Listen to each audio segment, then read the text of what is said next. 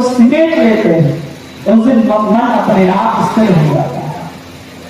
जगह सबकी ममता ताग बटोरी की, जितने भी ममता संसार में हमने बात रखी है उन सबको एकत्रित करके बांध भगवान श्री कृष्ण के चरणों पर बांध देना। इसके लिए सत्संग है, इसके लिए भी कीर्तन है, इसके लिए भी साधु यहाँ पर उपस्थित है। और कोई काम नहीं, इतना बड़ा जो उपक्रम यहाँ पर देख रहे हैं आप सब, इसका एकमात्र उद्देश्य है कि हम सबके मन के अंदर कृष्ण स्थापित हो जाएं। हम सब यहाँ कृष्ण लीला बैठे सुनने के लिए उपस्थित हुए हैं। कृष्ण की लीला प्रारंभ होती है कृष्ण के नाम से, इसलिए हम लोग जय राधा माधव गा करके सत्संग का प्रारंभ करते हैं कि जब नाम होगा तो नाम से ही धाम प्रकट होगा, धाम से ही परिकर प्रकट होंगे और परिकर से ही लीला प्रकट होगी। जब तक नाम प्रकट नहीं होगा लीला प्रकट नहीं हो सकती। और लीला को प्रकट करने से पहले हम सबको कुछ सिद्धांत को समझने की आवश्यकता पड़ती है कि हम जिस कृष्ण के विषय में सुनने जा रहे हैं या सुनेंगे या सुनते हैं वो कौन है। तो भागवत घोषणा करती है कि पहचान सकल कृष्णस्तु भगवान स्वयं। एकमात्र कृष्ण कौन है? स्वयं भगवान है। उसके अलावा सब उनके अंश हैं अथवा कला है या तो उनके अवतार हैं या तो उनके विस्तार हैं, लेकिन स्वयं भगवान की बात की जाए तो एकमात्र भगवान कृष्ण है। और वही कृष्ण का आविर्भाव कल होने वाला है।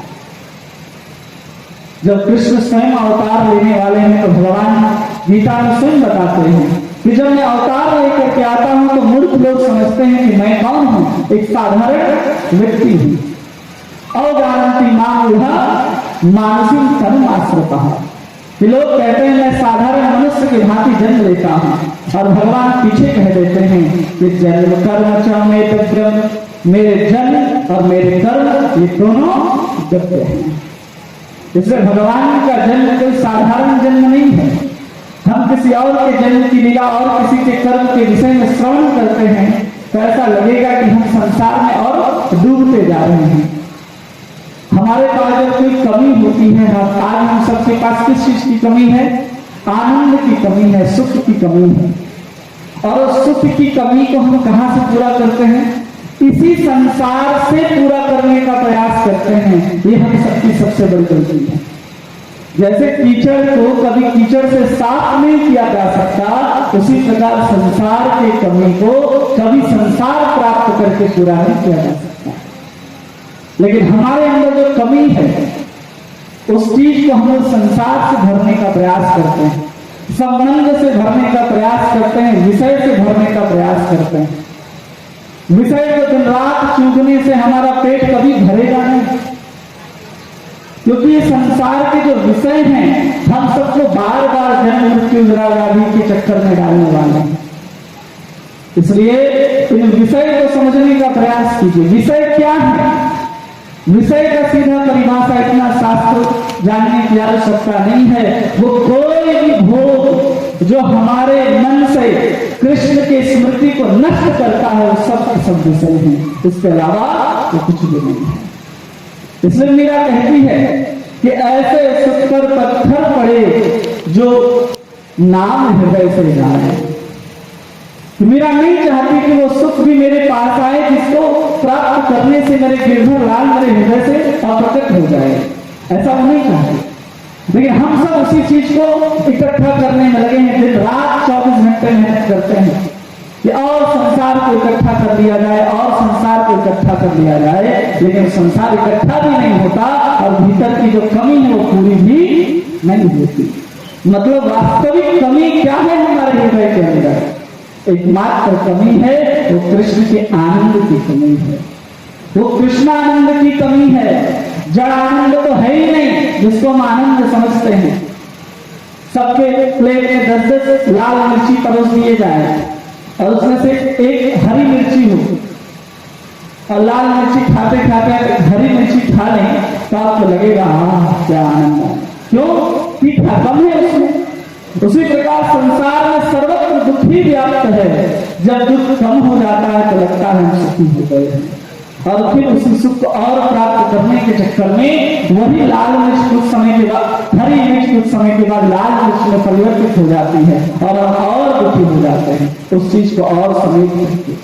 इसलिए सुखी होने के लिए जो कमी है उसको पूरा करने के लिए संसार को समेटने का प्रयास मत कीजिए, संसार से स्वयं को समेटने का प्रयास कीजिए।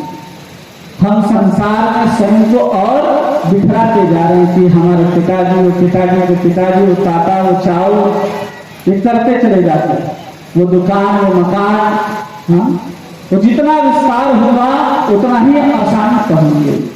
भगवान कहते हैं कि जिसकी बुद्धि अनेक स्थान पर बटी हुई है वो समाधि को नहीं बैठ सकता, वो कभी समाधि नहीं लगा सकता। इसलिए अपनी बुद्धि को समेटने का प्रयास करना है। और जब हम कृष्ण का नाम लेते हैं, जब हम कृष्ण की कथा में बैठते हैं तो अपने आप में मन सिमटने लग जाता है।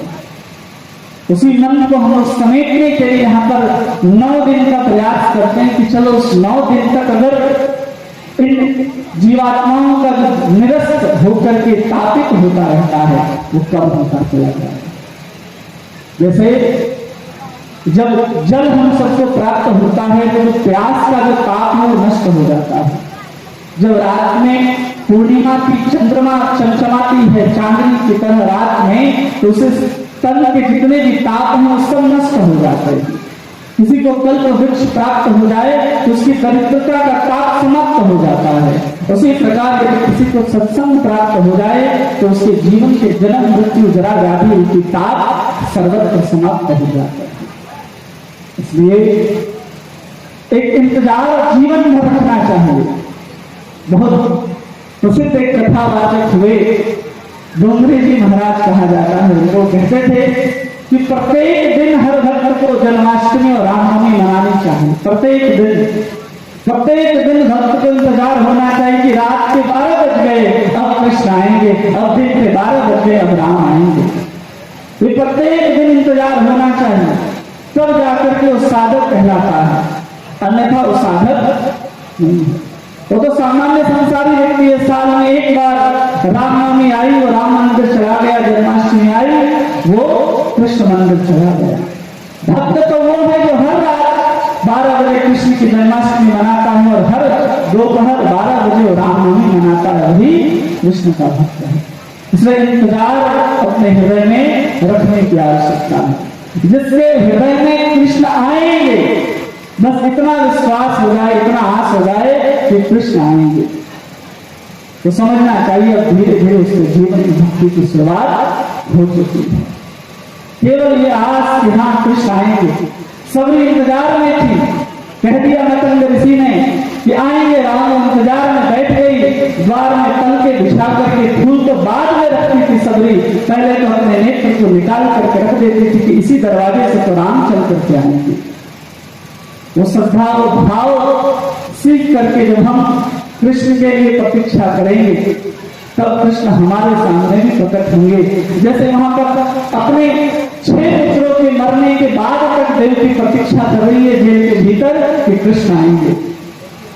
वहां पर 80 वर्ष का उम्र पार हो गया है नंद बाबा यशोदा का, वो प्रतीक्षा कर रहे हैं कि कृष्ण आएंगे। गर्ग संहिता कहती है कि पुत्रेष्टि यज्ञ करते हैं नंद बाबा यशोदा, हर वैष्णव से जाकर के आशीर्वाद मांगते हैं ब्राह्मणों से कि आशीर्वाद तो मेरे घर में भी एक सुंदर सा लाल का जन्म हो। सब आशीर्वाद देते हैं कि तुम्हें पुत्र की प्राप्ति होगी, तुम्हें पुत्र रत्न की प्राप्ति होगी। हर किसी से आशीर्वाद लेकर के माता यशोदा और नंद बाबा अत्यंत प्रसन्न हो जाते कि कृष्ण आने वाले हैं, कृष्ण आने वाले हैं। सोचिए उनका हृदय कितना प्रफुल्लित होता है कि कृष्ण आने वाले हैं। और देवकी को तो पता भी था कि 8वें बालक के रूप में हमारे पास कृष्ण आने वाले हैं, लेकिन जब व्यक्ति को पता ही ना कि हमारे पास कृष्ण कब आने वाले हैं। राजा परीक्षित को पता था कि 7वें दिन तक्षक आने वाला है, हमारी मृत्यु आने वाली है, ये सबको पता है। पूरे भागवत के अंदर देखें तो सब इंतजार में ही बैठे थे। वहां देवकी इंतजार में बैठे, वहां नंद बाबा इंतजार में बैठे, वह नंद कुंवर इंतजार में बैठा, वहां कालिया इंतजार में बैठा। पूतना इंतजार में बैठी है, सब इंतजार में बैठे हैं। तब जाकर के वृंदावन का जो वातावरण जो हमको श्रवण करते हैं, एक तरफ कल कल कल्लोली करते हुए सुंदर श्याम वर्ण की यमुना प्रवाहित हो रही है, उसके बगल का सुंदर ऐसे रेत बिछे हैं जिसमें अनेक प्रकार के मोती माणिक्य बिखरे पड़े हों। वो मोती माणिक्य कहां से आए? कहा जाता है कि नंद बाबा जब मोती लुटा रहे थे, हीरे माणिक्य जब लुटा रहे थे, और जब इतने देवी देवता जब प्रकट होकर के आने लग गए तो इतना सब बिखर गया पूरे के पूरे वृंदावन में कि उन्हीं के चरणों से चूर्ण होकर के रेत के रूप में वहां पर बिखर चुका है। वही वहां के सुंदर रेत है, वो साधारण रेत नहीं है। उसके माधुर्यता की ओर अगर देखें तो राधा कृष्ण जब एक दूसरे के ऊपर गले के ऊपर गले डाल करके जब विचरण करते हैं और दोनों की जब कमर एक दूसरे से टकराती है तो टकराने के घर्षण से दोनों राधा और कृष्ण की जो चूड़ है वही वृंदावन के रज के रूप में वहां व्याप्त है। इसलिए जब रेत को उठा करके आप वृंदावन के देखेंगे, एक श्याम वर्ण का दिखाई देगा और दूसरा गौर वर्ण का दिखाई देगा। तो साधारण रज भी नहीं है वृंदावन की। इसलिए उस वृंदावन में कृष्ण का इंतजार सब कर रहे हैं और हम सब यहाँ बैठ करके भी कृष्ण का इंतजार कर रहे हैं। इसलिए हम सबके हृदय में भी वैसी तड़प होनी चाहिए।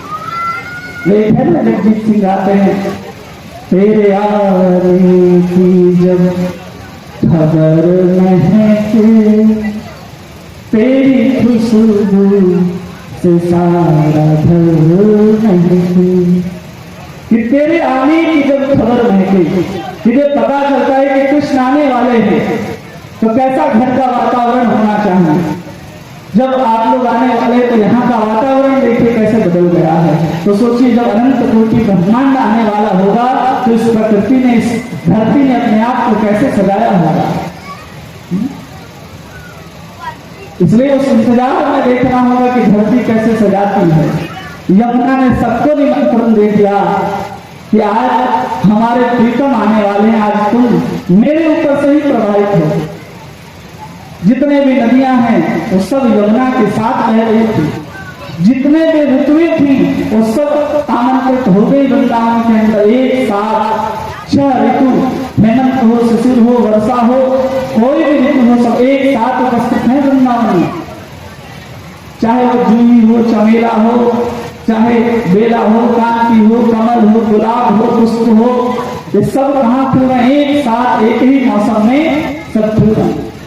इतना सुंदर वृक्ष का वातावरण हो चुका था और वहां भगवान कृष्ण आविर्भाव लेते हैं।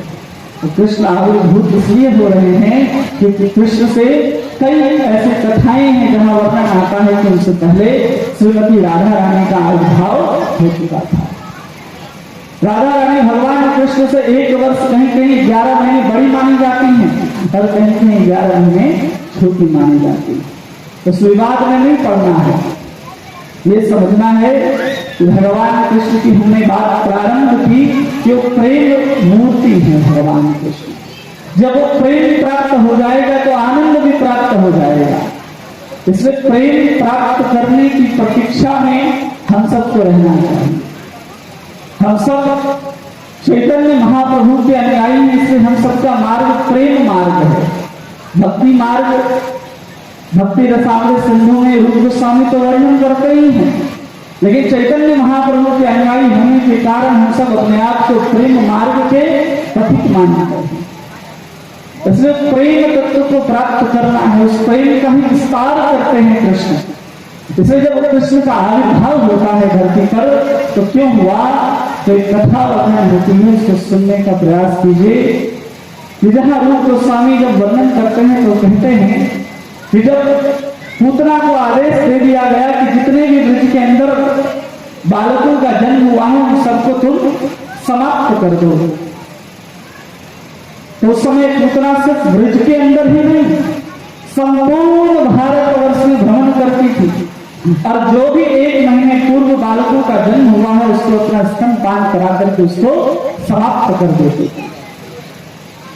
अब उसके पहले वो पूतना उड़ती हुई जब विंध्याचल राज के यहाँ पहुंचती है, वहां पर 2 बालकों का जन्म हुआ था, 2 बालिकाओं का जन्म हुआ था।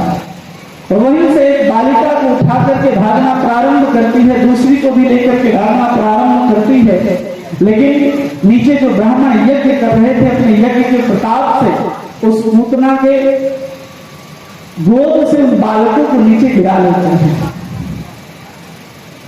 जब ये घटना का वर्णन करते हैं ललित माधव में रूप गोस्वामी, तो वहां वर्णन करते हैं ये कृष्ण पक्ष का आविर्भाव का एक कारण बनेगा।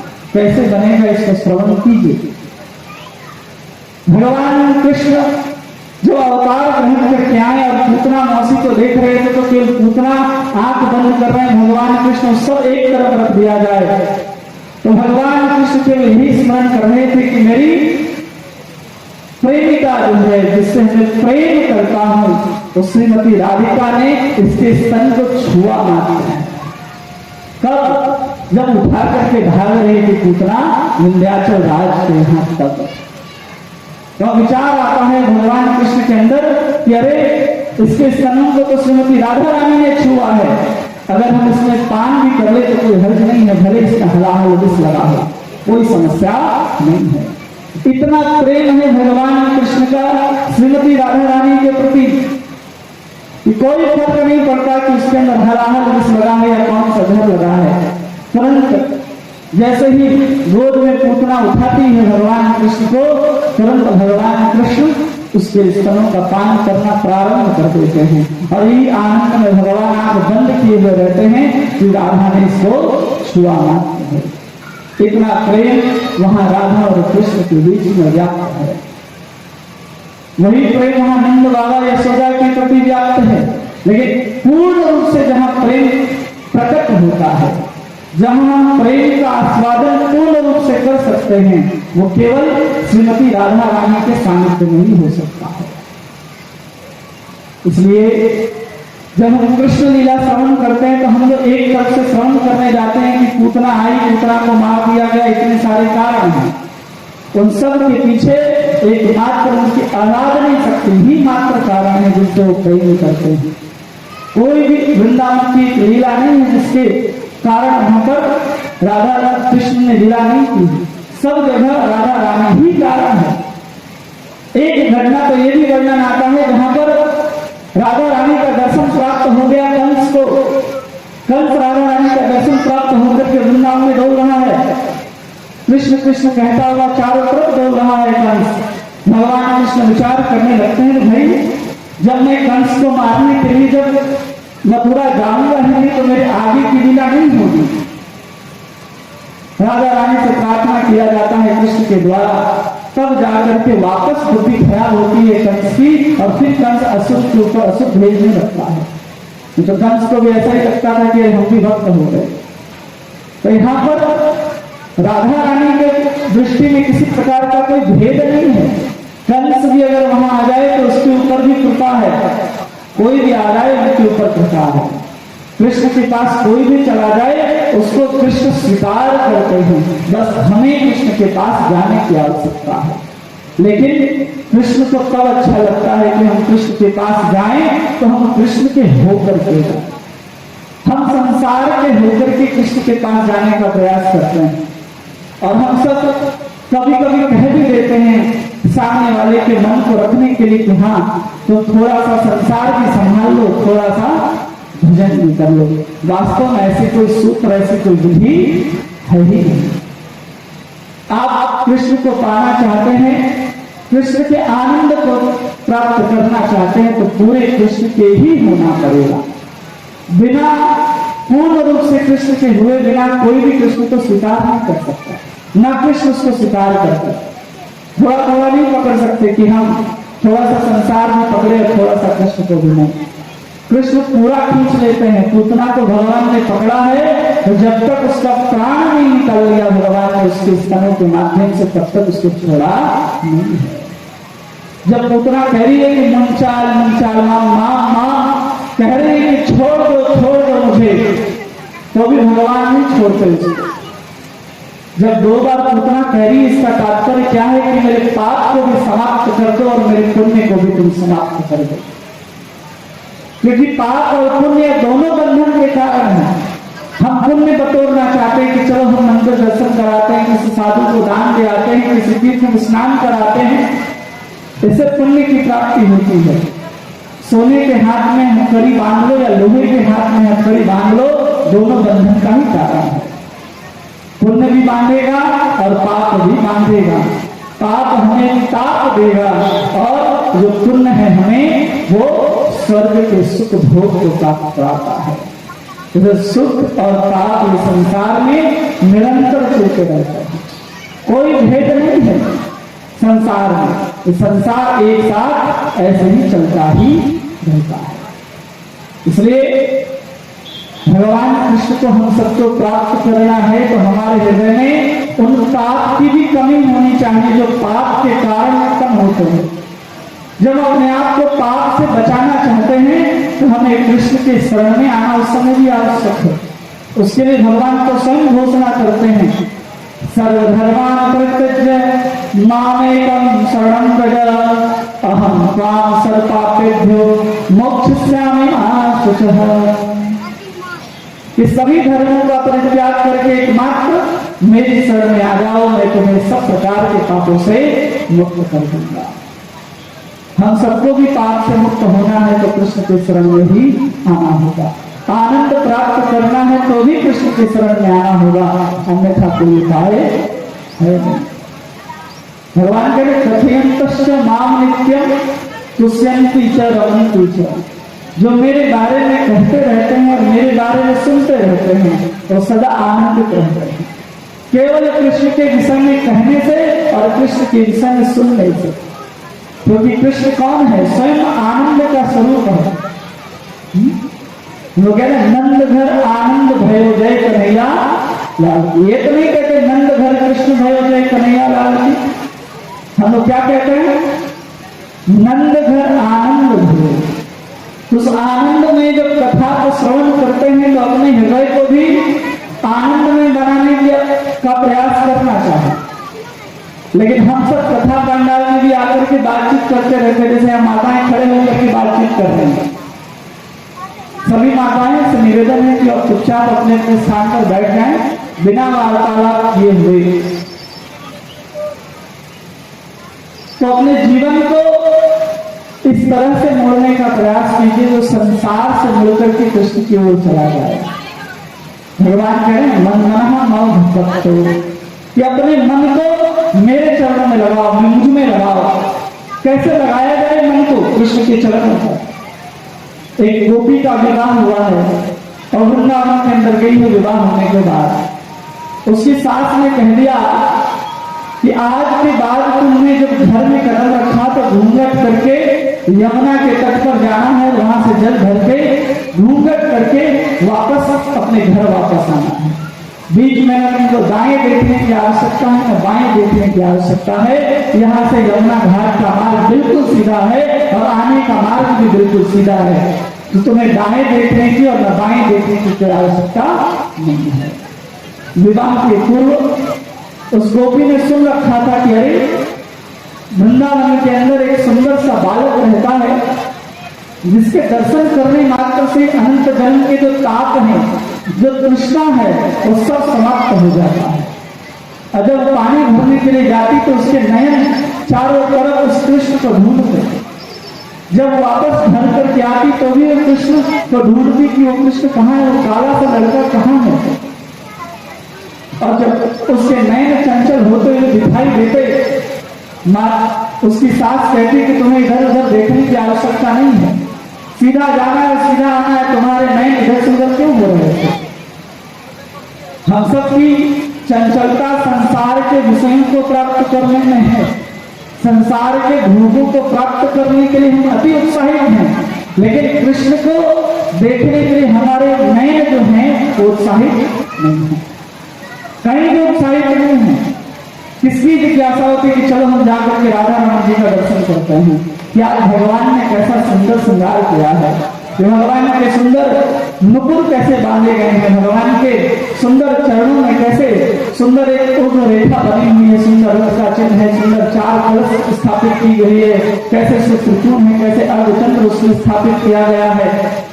उसके ऊपर भगवान ने सुंदर अलग अलग रंग की कैसे पत्रावली की गई है, पत्रावली के ऊपर सुंदर पीतांबरी कैसे लहरा रहा है, उस पीतांबरी के बगल में सुंदर वन फूल की माला लहरा रही है, जिसमें सुंदर सुंदर मधु जो है, सुंदर सुंदर भौरे उसमें गुंजार कर रहे हैं। उसके ऊपर भगवान ने कैसे नीले रंग की फेंटे को बांध रखा है भगवान ने, उसमें एक श्रृंगी को लटका रखा है भगवान ने, उसके ऊपर कमल के समान सुंदर एक नाभि दिखाई देता है, उसके ऊपर देखें एक ऊर्ध्व रेखा, उसके बगल में सुंदर श्री वत्स का चिन्ह और उसके ऊपर सुंदर ऐसे शंख जैसे उलट करके रख दिया गया, ऐसा भगवान का सुंदर गर्दन है। उसके ऊपर होंठ ऐसे जैसे दंड का सुंदर फल ही होठों के रूप में उन्होंने रखा हो, सुंदर तोते की जैसी उनकी नासिका है, कमल के पंखुड़ियों के समान उनके नेत्र हैं जो बिल्कुल विशाल हैं, कान कट जाते हैं। उसके ऊपर भगवान ने कस्तूरी का सुंदर चंदन तिलक लगा रखा है, उसके ऊपर भगवान के घुंघराली अलकावली है, बाल है, उसके ऊपर भगवान ने सुंदर मोर और मुकुट धारण कर रखा है। इस सुंदर स्वरूप को देखने के लिए हमारा मन कब ललायित होता है, कभी भी नहीं। और हम सब कृष्ण को प्राप्त करना चाहते हैं, इस आनंद को प्राप्त करना चाहते हैं। वो आनंद दिखाई कैसा देता है, वो आनंद सुनाई कैसा देता है, ये सब जानने की आवश्यकता है। तो कृष्ण को देखने से पहले तो कृष्ण को सुनना आवश्यक है। अभी प्रभु जी ने बता करके गए कि केवल श्रवण करने मात्र से ही हम कृष्ण को देख सकते हैं और दूसरा कोई उपाय नहीं। केवल कान से ही कृष्ण दिखाया जा सकता है। साथ जैसे ही घर के अंदर प्रवेश करती, उसके साथ दरवाजे खिड़की सब बंद करती, सबके ऊपर सुंदर रेशमी पर्दे को डाल दिया जाता, जिससे आर पार भी दिखाई नहीं देता। एक दिन वो अपने घर में दही मंथन कर रही थी और उसके कान में आवाज पड़ती है, बहुत सुंदर आवाज कि ढेर सारी गायें चल करके जा रही हैं, उनके गले में घंटी बना हुआ जो टन टन टन टन टन टन करती हुई आवाज कर रही है और सबके खिड़की दरवाजे खुलते हुए प्रतीत हो रहे हैं। इसमें भी सोचा कि चलो इतना सुंदर कोलाहल क्यों हो रहा है, हम भी थोड़ा झांक करके देखते हैं। वो जब झांकने का प्रयास की तो केवल उसकी खिड़की के सामने केवल धूल ही धूल दिखाई दे रहे थे और कुछ भी नहीं था। वो अपने दरवाजे को खोल करके अपने दहलीज पर जाकर के खड़े हो जाती है और देखती है कि वहां से तो केवल और केवल गाय ही गायें जा रही हैं। जैसे ही देखती इतने सारे गाय जा रहे हैं तो जरूर इसके पीछे कृष्ण आ रहे होंगे, जरूर इसके पीछे कृष्ण आ रहे होंगे। और प्रतीक्षा में वहां पर खड़ी हो जाती है और लगभग कितने गाय होंगे, 9 लाख तो केवल नंद बाबा के, 11 लाख तो केवल विश्वभानु के, सुनंद के 8 लाख गाय, उपनंद के 6 लाख गाय, ऐसे करोड़ों की संख्या में गाय वहां से गुजरेगी, तब पीछे उसके कृष्ण दिखाई देगी। उतने गायों के गुजरने तक इंतजार करती रही वो गोपी खड़े होकर के, क्यों? उसका मन लग गया है उस कृष्ण के चरणों पर। अब कृष्ण आएंगे और कृष्ण का दर्शन होगा। और सुंदर भगवान जो अपने नटवर चाल से चलते हैं, कभी एक पैर को इधर रखते, कभी दूसरे पैर को उधर रखते, कभी फिर पहले कदम को कहीं और दूसरे कदम को कहीं और रखते, ऐसे नाचते हुए त्रिभंग ललित भगवान श्याम सुंदर उसकी ओर चलते हुए आ रहे थे। उसकी नजर जैसे कृष्ण के ऊपर पड़ती है, उसके नयन देखते के साथ ही झुक जाते हैं। जिसका हम वर्षों से इंतजार कर रहे हैं, अचानक सामने आकर के खड़ा हो जाए तो उसको देख नहीं सकते। वैसे ही जब भगवान कृष्ण गोपी को दिखाई देते हैं, उसके नयन तुरंत झुक जाते हैं कि भगवान कृष्ण का दर्शन करने का सौभाग्य मिला। भगवान कृष्ण को भी ये पता है कि मेरे इंतजार में यहाँ पर खड़ी है। गाय के बछड़े का पूंछ पकड़ते हैं भगवान और उसके पीछे होते, जैसे गाय के पूंछ को आप पकड़ेंगे तो गाय उछलना प्रारंभ करती है। भगवान ने भी पूंछ को पकड़ा और गाय उछलना प्रारंभ की और उछलते हुए भगवान कृष्ण पहुंच गए इस गोपी के पास। जैसे इस गोपी के पास भगवान कृष्ण पहुंचे और उसके चरण के ऊपर देख रही थी, वो उसके कपोल को छूते हुए भगवान उसको ऊपर उठा देते हैं और उसकी जो निगाह है, उसके जो नयन है, तो भगवान की आंखों के साथ मिल जाता है। जैसे ही दोनों की आंखें मिलती हैं, भगवान कृष्ण दूसरे ही क्षण दूसरे गाय का पोष पकड़ के कहीं और प्रस्थान कर जाते हैं। भगवान अपने सखाओं के साथ सभी गायों को लेकर के चले गए, लेकिन वो गोपी सुबह से लेकर के शाम तक फिर उस इंतजार में खड़ी है कि फिर कृष्ण आएंगे और फिर कृष्ण का हम सबको दर्शन करने का सौभाग्य प्राप्त होगा। लेकिन वहां उसकी सास पहुंचती है नीचे और कहती, कब से तू यहाँ खड़ी है, तेरा इंतजार में कब से देख रही हूँ, सुबह की यहीं पर खड़ी है, शाम हो गए हैं, घर का सारा चूल्हा काम चौकी ऐसे ही पड़ा है, तुम्हें वहां जाकर के काम करने की आवश्यकता है। ऐसे भगवान श्री कृष्ण के सुंदर रूप माधुर्य का यदि दर्शन हो जाए तो हम अपने काम को भूल सकते हैं, हम अपने संसार को भूल सकते हैं, लेकिन हम संसार को स्मरण ही रखना चाहते हैं और कृष्ण को याद नहीं रखना चाहते। जब हम कृष्ण को याद रखना चाहेंगे ना, तब ऐसी दुर्दशा हम सबको प्राप्त होगी। चैतन्य महाप्रभु जब गया से दीक्षित होकर के जब अपने नवदीप में पहुंचते हैं, वहां श्रीवास जी को बुलाया जाता है और वहां पर बुलाया जाता है श्रीवास जी को। उनकी माता सची माता हाथ जोड़ करके पूछती है कि तुम्हारे पास जाता है, तुम्हारा सखा है, बताओ ये दिन रात रोता क्यों है। चैतन्य महाप्रभु रो रहे हैं दिन रात, कोई भी कार्य करते हाँ कृष्ण हाँ कृष्ण हाँ कृष्ण करते हुए मूर्छित होकर के गिर जाते। और अनेक प्रकार के वैद्यों को लाया गया, अनेक प्रकार के ज्योतिषियों से दिखाया गया कि कोई रोग तो नहीं हो गया। ज्योतिष से पूछा जा रहा है कोई ग्रह तो खराब नहीं हो गए। तो वहां श्रीवास जी बताते हैं कि जो सुंदर रोग इनको लगा है, ये रोग के लिए तो हम सब कब से प्रतीक्षा कर रहे हैं, लेकिन ये रोग आज तक हम सबको लगा नहीं है। ये तो बहुत बड़ा सौभाग्य है निमाई का कि इसको तो सुंदर रोग लग गया है, जिस रोग के लिए हम सभी प्रतीक्षा करते हैं। जिसको कृष्ण का रोग लग जाए उसको कोई और रोग की आवश्यकता नहीं पड़ती। कृष्ण ही ऐसा रोग है जो सभी प्रकार के रोगों से हमें दूर रख सकता है। अभी हम सबको जो रोग लगा है उसको कहते हैं भव रोग। अभी कौन सा रोग लगा है? भव रोग। उसकी एकमात्र एक ही दवा है कि उसको कृष्ण ही का रोग लगना चाहिए और कुछ भी दूसरा रोग नहीं होना चाहिए।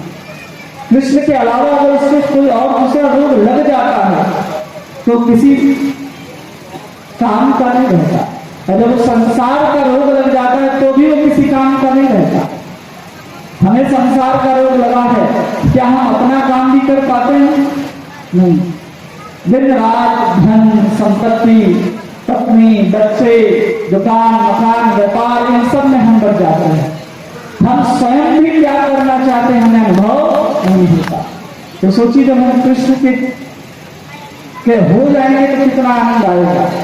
जब व्यक्ति कृष्ण के विषय में श्रवण करता है तो श्रवण करने मात्र से मन उसकी तरफ खींच करके चला जाता है, अपने आप मन उसके तरफ चला जाता है। और जब मन उसके तरफ से वापस लाने का प्रयास करे तो किसी का इतना दम नहीं है कि कृष्ण के चरणों में जो मन लग गया है उसको वापस वहां से खींचा जा सके। इसलिए कृष्ण के विषय में जितना ज्यादा श्रवण करेंगे उतना ज्यादा हम सबके भीतर कृष्ण प्रवेश करते चले जाएंगे। इस लीलाओं के माध्यम से कृष्ण ही हम सबके भीतर प्रवेश करते हैं और दूसरे कोई भी नहीं करते। भगवान कृष्ण को कहा है जिस पितामह ने कि आप हमारे सामने आकर के खड़े हो जाइए। वहां पर एक एक अंग पर तीर की जो नोक है वो छिली पड़ी है जैसे पितामह की, लेकिन उस समय भी प्रतीक्षा कर रहे हैं कि मेरे कृष्ण आएंगे। भागवत कहती है कि उत्तरायण होगा और उत्तरायण में जिस पितामह अपने शरीर को छोड़ेंगे तो बात कुछ और है, लेकिन जब भगवान उत्तरा के गर्भ से निकल करके पुनः आ जाएंगे देश पितामह के सामने तो भी उत्तरायण ही कहलाएंगे। उस उत्तरायण भगवान की प्रतीक्षा में वहां भीष्म पितामह भी तीर के सैया पर लेते हैं। हम तो डंडक की गद्दा में भी सो करके कृष्ण का इंतजार नहीं करते, और भीष्म पितामह वहां पर तीर की सैया पर लेट करके कृष्ण का इंतजार कर रहे हैं कि कृष्ण आएंगे। कृष्ण वहां पर जब पहुंचे तो बहुत ऋषि मुनि महात्मा सब पहुंचे हैं, गौतम हो, व्यास हो, पराशर हो, सब पहुंचे हैं वहां पर। और वहां उनके इंतजार का उस क्षण को याद कीजिए, एक छोटा सा सुई हमारे अंदर जब चुभ जाता है कांटा, तो हम कैसे छटपटाना प्रारंभ करते हैं। उस समय हमें कृष्ण याद नहीं आते, वहां पर हम महाबाप महाबाप महादादा करके चिल्लाने लगते हैं। लेकिन हम वहां पर कृष्ण कृष्ण नहीं चिल्लाते, वहां पर उस समय भी कृष्ण कृष्ण ही आवाज एक एक रोम से निकल करके आ रही है भीष्म पितामह से। वो इंतजार हम सबके भीतर भी होना चाहिए, तो उसके लिए हमें कृष्ण के विषय में श्रवण करते ही रहना होगा, तब जाकर के कृष्ण हम सबके भीतर प्रवेश करेंगे। और उसकी कृपा कब प्राप्त होगी, जब हम किसी साधु के संत के संग में आते हैं। बिना सत्संग के या बिना साधु के कृपा के हम सब भगवान कृष्ण को नहीं समझ सकते। और वही राधा और कृष्ण जो हैं, जब वृंदावन के अंदर विहार करते हैं तो आनंद बरसता है। कल हम लोगों ने शायद कालिया दमन की लीला सुनी, परसों भगवान कृष्ण वहां पर कालिया के ऊपर नृत्य करते हैं, और ऐसा नृत्य करते हैं जैसा कभी नृत्य नहीं देखा गया हो। भगवान शंकर जब डमरू बजा रहे थे, जब कालिया के ऊपर नृत्य हो रहा था, तो भगवान के जो डमरू की जो गेंद होती है, जो जा जा के टकरा टकरा करके बजती है, टूट करके गिर गई, ऐसा डमरू बज रहा था। तो भगवान कृष्ण कालिया के ऊपर नृत्य कर रहे थे। और वो क्यों कर रहे थे वहां पर नृत्य? एक समय भगवान कृष्ण ने श्रीमती राधा रानी को नृत्य करते हुए देखा। राधा रानी को देखा गया, राधा रानी सुंदर नृत्य करती है, भगवान कृष्ण पहुंचते, हमें भी नृत्य सिखा दो। राधा रानी ने कहा कि ये पुरुषों के नाचने की वस्तु नहीं है, सब स्त्री ही यहाँ पर नाचती है, तुम्हें नाचना नहीं आएगा। दिन भर तुम गायों के पीछे चलते हो, दिन भर जंगली वनस्पतियों को खाते हो, तुम्हें नाचना हम नहीं सिखा सकते, ऐसे गवार को हम नाचना नहीं सिखाते। ऐसे उपहास करके जब उनको भेज दिया गया, तब स्वयं भगवान कृष्ण ने श्रीमती राधा की सुंदर मूर्ति का निर्माण किया।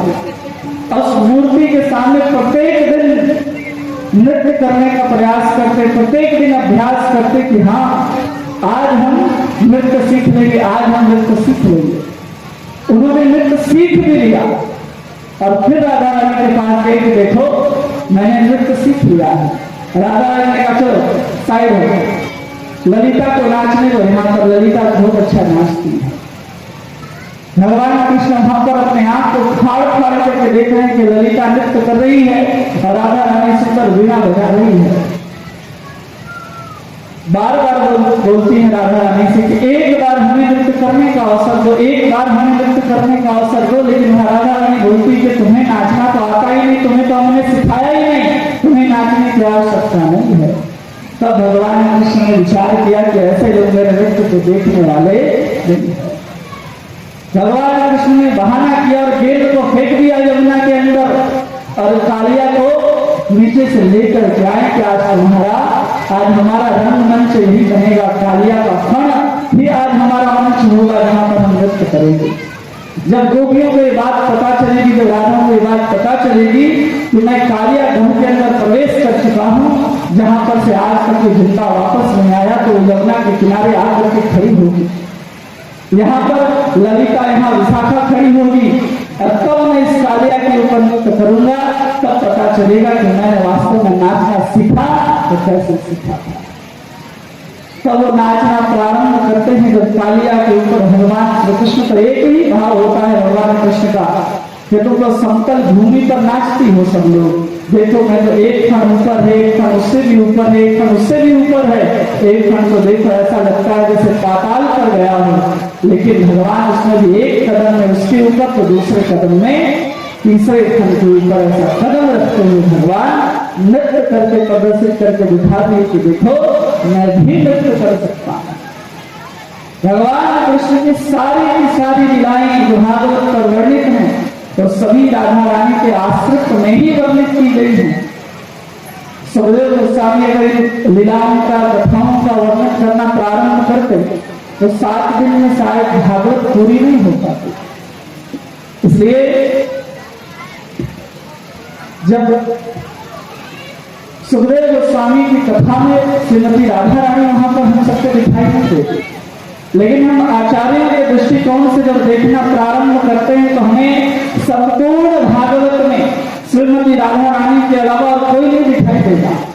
जो श्रीमद भागवत के सफेद जो पन्ने हैं वही श्रीमती राधा रानी है, जो सुमति उसमें जो काली स्याही से लिखा हुआ वही श्याम सुंदर है। तो राधा और कृष्ण ही एक होकर के भागवत बनते हैं, और जब वही एक होकर के पड़े रहते हैं भागवत के रूप में राधा और कृष्ण हमारे पास आ गए, लेकिन उस भागवत को हम सबने कभी खोल करके नहीं देखा। भगवान ने आए हुए 5000 वर्ष हो गए तो उन्होंने नहीं देखा हम सबने। हरे कृष्ण। गुरुकुल के जितने बच्चे लोग हैं वो टेम्पल हॉल चले जाइए। गुरुकुल के जितने बच्चे लोग हैं टेम्पल हॉल चले जाइए।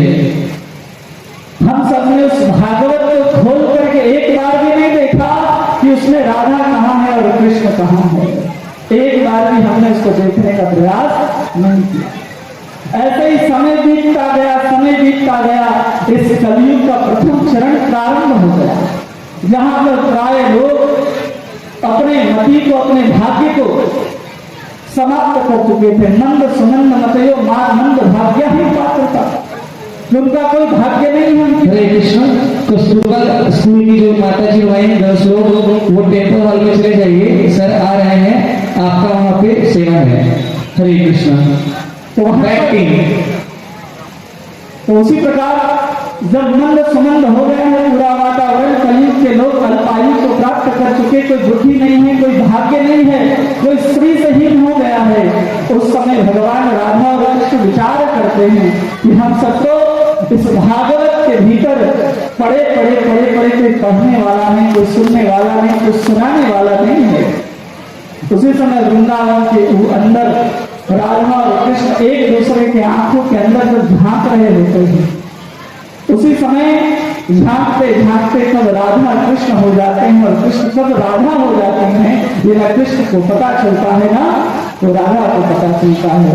जब उनकी आंख खुलती है, जब उनको पता चलता है तो देखते हैं कि अरे हम सबका आविर्भाव तो नवदीप के अंदर सुंदर चैतन्य महाप्रभु के रूप में हो चुका है।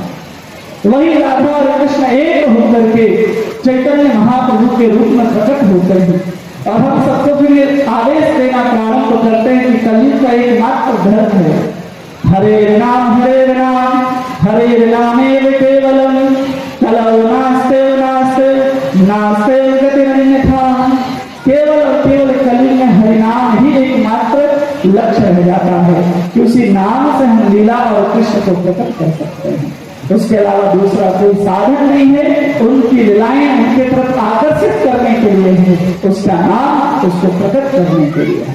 इसलिए दोनों हाथ उठाइए और साथ में हरे कृष्ण महामंत्र कहिए। हरे कृष्णा जोर से कृष्णा कृष्णा हरे हरे कृष्णा कृष्ण कृष्ण हरे हरे हरे राम हरे राम राम राम हरे हरे ये मंत्र जो है इसी में राधा और कृष्ण जो है वो सम्मिलित है, एक ही रूप में है इस मंत्र में राधा और कृष्ण। हरे कृष्ण। जो भी स्कूल्स के परफॉर्मेंस है देवी श्री और संत माइकल श्री वो बैक स्टेज में चले जाइए, आपका परफॉर्मेंस होने वाला है। हरे कृष्ण। संत माइकल और देवी श्री प्लीज आप लोग बैक स्टेज में चले जाइए, आपका परफॉर्मेंस होने वाला है। हरे कृष्ण। इसी मंत्र को यदि व्यक्ति जपता रहे बार तो कृष्ण के आनंद को और कृष्ण के सुख को वही प्राप्त कर सकता है, दूसरा कोई व्यक्ति कर ही नहीं सकता।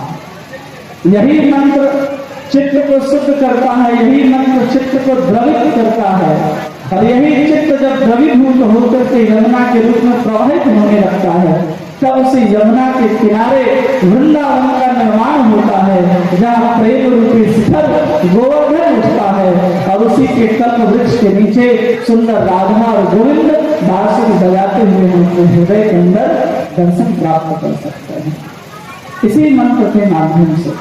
और कुछ करने की उसको आवश्यकता नहीं रह जाती।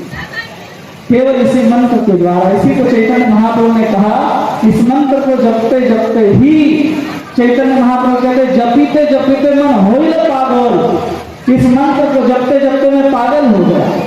ऐसा ये सुंदर मंत्र है, इसलिए इस मंत्र को हर व्यक्ति को जपने का प्रयास करना चाहिए। यदि मन को कृष्ण की सन्निधि में लाना चाहता है, कृष्ण को आनंद प्रदान कराना चाहता है, तो ही ये संभव है। तो आइए हम लोग हरे कृष्ण महामंत्र एक बार फिर से कहते हैं और आज के सत्संग के सत्र को पूरा करते हैं और फिर आगे के कार्यक्रम की ओर हम लोग बढ़ते हैं। निताई गौर प्रेमानंदे हरि हरि बोल, जय जय श्री राधे। हरे कृष्णा। सभी भक्तों का बहुत बहुत धन्यवाद। हरे कृष्णा। हरे कृष्णा कृष्णा कृष्णा हरे हरे राम राम राम हरे। बहुत बहुत धन्यवाद आपके इस कथा के लिए। तो हम 3 बार हरि बोल बोल के इनका वर्णन करेंगे। तो दोनों हाथ उठा कर सकते इनका हम धन्यवाद व्यक्त करेंगे। हरि बोल हरि बोल हरि बोल। धन्यवाद छोड़िए। हरे कृष्ण। तो अभी हमारे बीच केंद्रीय राज्य मंत्री श्री संजय सेठ जी पधारेंगे। तो अगर आप टेम्पल हॉल में जाके वहाँ पे स्वागत कर सकते हैं, उधर से इधर आएंगे नहीं तो यहाँ रुक सकते हैं या वहाँ पर जाके भी आप स्वागत में सम्मिलित हो सकते हैं। वो टेम्पल हॉल पे आने वाले हैं। तो आप अभी आने वाले हैं तो डांस परफॉर्मेंस होगा स्कूल के दिल्ली स्कूल से सेंट माइकल है और कस्तूरबा स्कूल से गर्ल्स स्कूल से। हरे कृष्ण। हमारे